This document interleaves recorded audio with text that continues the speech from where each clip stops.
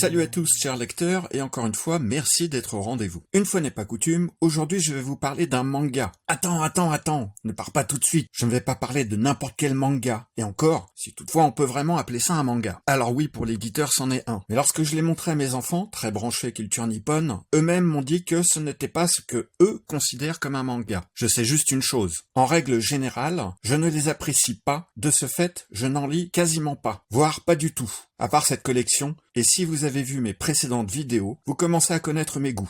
Et croyez-moi, ici, c'est du lourd. Comme mentionné dans le générique, je vous présente ici les adaptations des œuvres de Lovecraft par Gutanabe chez les éditions Kiun. Je commencerai dans cette vidéo par Celui qui hantait les ténèbres, l'un des plus petits volumes de cette collection, 160 pages pour 15 €, sorti en 2021, dans un format légèrement plus grand qu'un manga traditionnel, avec une couverture simili-cuir magnifique, comme tous les volumes de cette collection. Pour ceux qui n'ont encore jamais lu de manga, le sens de lecture japonais peut sembler déroutant au début puisqu'il est complètement inversé. Mais j'avoue que j'ai trouvé ce dérangement très approprié pour la lecture des œuvres de Howard Phillips Lovecraft. Gutanabe saisit incroyablement les écrits de Lovecraft qui ont plutôt la réputation d'être assez indigestes et nous les retranscrit en images noires et blancs absolument somptueuses. Le seul vrai reproche que je fais à cette édition, c'est sa taille, qui ne met pas suffisamment en valeur le talent de l'artiste. C'est à mon avis une très bonne porte d'entrée dans l'univers Lovecraftien, car le premier récit, Dagon, ne fait qu'un chapitre, et le deuxième, Celui qui hantait les ténèbres, en fait 3. Cela devrait vous permettre de vous faire une idée si ce genre de récit est pour vous ou non.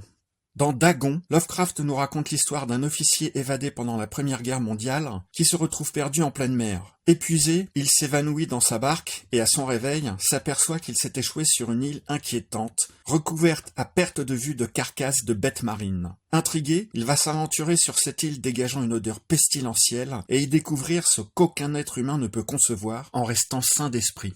Pour le deuxième récit, Celui qui hantait les ténèbres, Lovecraft nous narre la mésaventure de Robert Blake, un jeune peintre et écrivain qui vient tout juste de s'installer à Providence. Du haut de son atelier, il a une vue directe sur une étrange église abandonnée en plein centre-ville. Il développe une fascination pour cette bâtisse et décide un jour de s'y aventurer, malgré les réticences de la population locale. En entrant dans ce lieu de culte perverti, il y découvre le Necronomicon, un ouvrage maudit de magie noire, et invoque sans le vouloir des forces maléfiques qui dépassent l'entendement. Lovecraft crée le genre horreur cosmique et replace l'humanité au centre de la chaîne alimentaire. Nous ne sommes plus l'espèce supérieure. C'est pour moi la meilleure adaptation de son œuvre, j'en ai toute la collection. J'espère que vous aussi vous y trouverez votre compte. Si vous aimez mes contenus, n'hésitez pas à cliquer sur le pouce bleu, voire à vous abonner. Ça ne vous coûte rien et moi, ça m'aide pour le référencement.